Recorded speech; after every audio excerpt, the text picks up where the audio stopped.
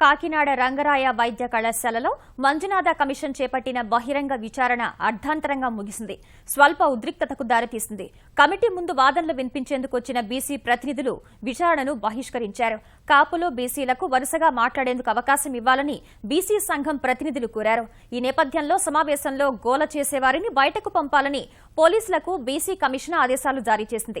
ఆగ్రహించిన BC సంఘం నేతలు నినాదాలు చేసుకుంటూ సమావేశాన్ని బహిష్కరించి వెళ్లిపోయారు. కాపు కార్పొరేషన్ చైర్మన్ రామానుజయ్య మాట్లాడుతుండగా కాపు సంఘాల ప్రతినిధులు అడ్డుకున్నారు. నినాదాల మధ్య బహిరంగ విచారణ నుంచి జస్టిస్ మంజునాథ వెళ్లిపోయారు. బయటకు వెళ్లిన బీసీ సంఘాల నేతలు తమ వాణి వినిపించేందుకు అవకాశం ఇవ్వలేదంటూ ధర్నాకు దిగారు. బీసీల యొక్క గళాన్ని కమిషన్ వినకుండా బీసీల గొంతు నొక్కే విధంగా ఈరోజు బయటికి పంపేటువంటి పరిస్థితిలో మంజునాథన్ వ్యవహరించారు.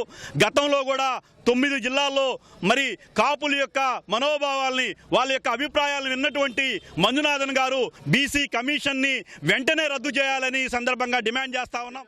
ఉదయం నుంచి బీసీ సోదరులు వారు చెప్పినవన్నీ విన్నాం.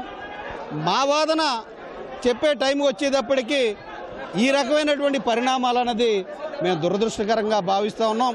ఈ విధానం మాత్రం మంచి పద్ధతి కాదు. ఇప్పుడు మంజునాథ్ గారు ఈ రకంగా క్లోజ్ చేసి వెళ్ళడం అనేది మేము చాలా బాధపడతా ఉన్నాం.